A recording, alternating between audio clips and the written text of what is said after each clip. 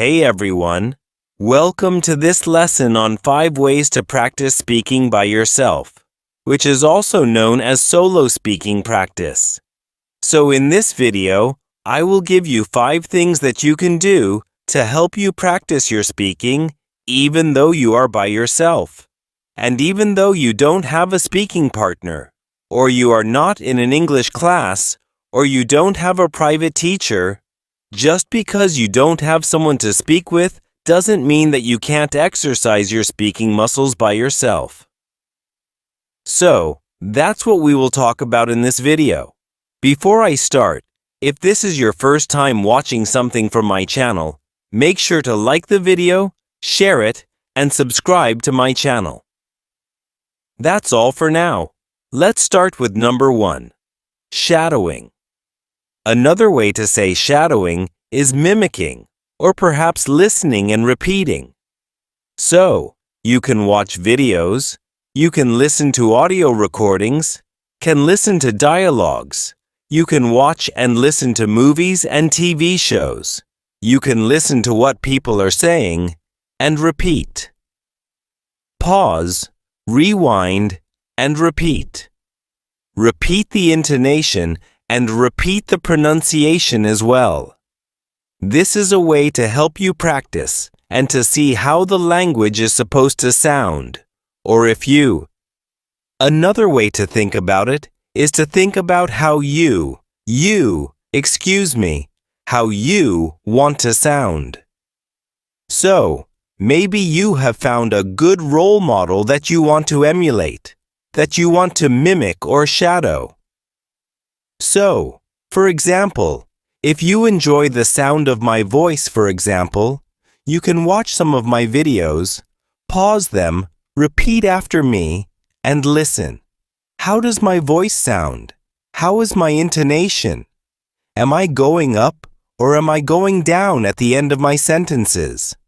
So, listen and repeat, shadowing. This is a good way to make sure that you are getting a model for how the language is supposed to sound or how you want to speak. Let's go on to number 2. Reading out loud. Pick a book. Pick an article. Pick a paragraph. Anything at all that will help you to read and to exercise your speaking muscles. Reading out loud is great because it allows you to pay attention to the structure of the language you are studying. You can slow down. You can learn and practice the correct forms. You can look at, oh, okay, what tense is this? Oh, I can use this word here. Oh, okay. So, you are forcing yourself to speak correctly if the writing is good, of course.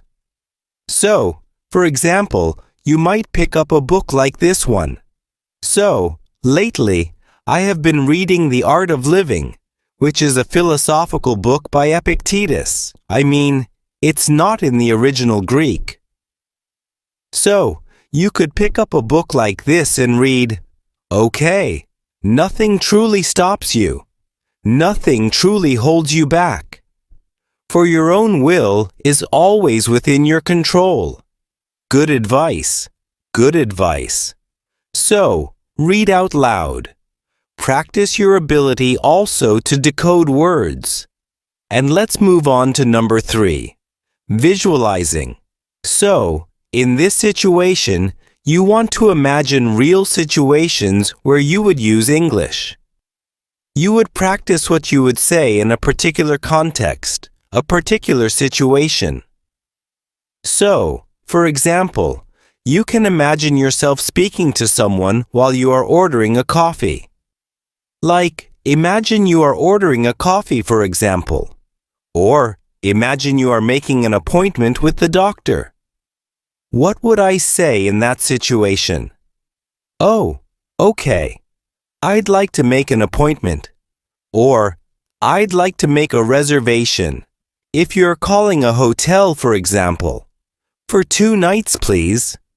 Okay? Even short sentences like this will help you to continue stretching your muscles and exercising your speaking muscles. It's all about practice. So, visualize your situation. Put yourself in that moment. And yes, you will feel a little funny, but that's okay. You will get used to it after a little while. So, I do the same thing in French from time to time. My French still is not great, but sometimes I talk to my walls, you know? So, un verre d'eau, s'il vous plaît. Yeah, the wall will get me a glass of water, I hope. Okay, so visualize your situation and just speak. Imagine that you are in those situations. What would you say? Next, number 4. Singing a song or singing a song. Not bad, okay. So, I know many people who learn English or who become interested in learning English because they love English music or they love English films, which you can learn by shadowing. This is a form of shadowing, but if you sing a song, basically studying, you study it and you memorize the words. A song you like, preferably, so you're okay singing it. And then sing your heart out with the song that you have learned. Again, you're practicing speaking. You're practicing singing. Another skill that you can practice. And the bonus benefit is that you are also getting exposure to English culture.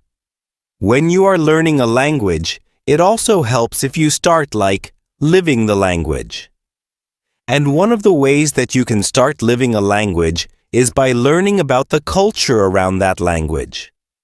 Music is a big part of every culture.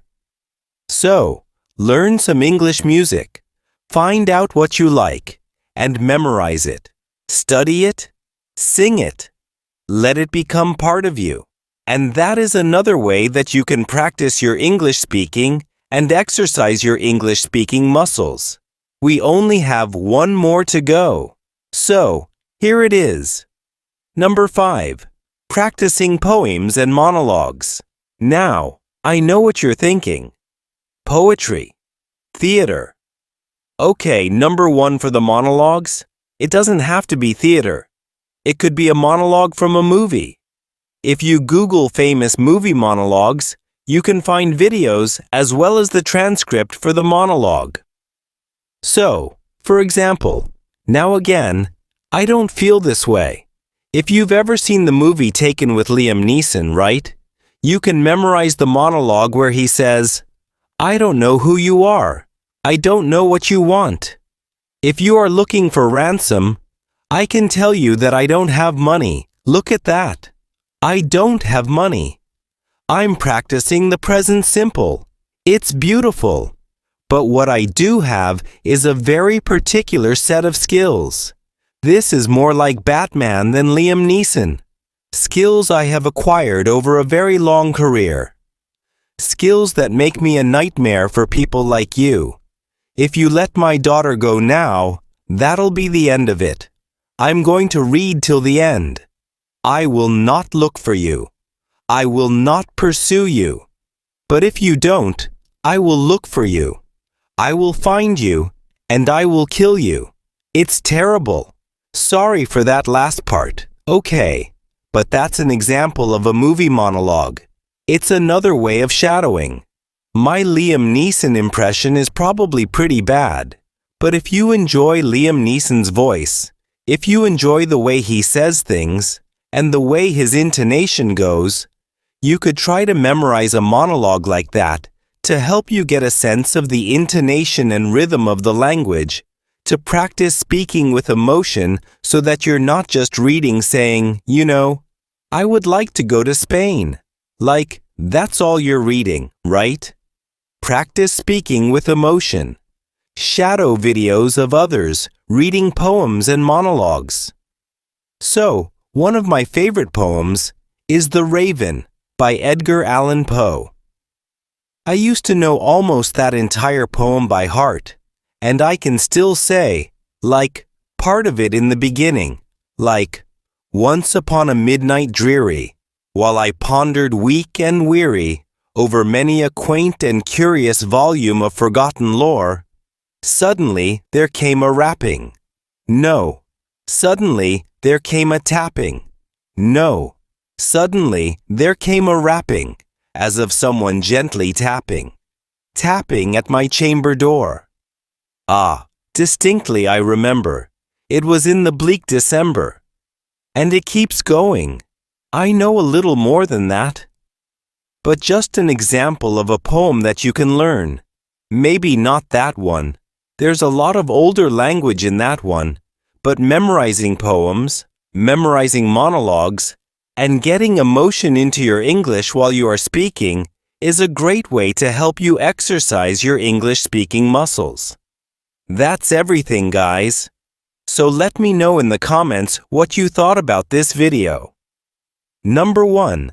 Let me know if you have practiced English speaking in one of these ways. And number 2, are there other things that I haven't mentioned in this video that you have tried and that have worked for you to help you practice your speaking? Let me know. If you enjoyed this video, make sure to like it, share it, and subscribe to my channel. And until next time, thanks for clicking. Good luck with your English speaking, and go practice.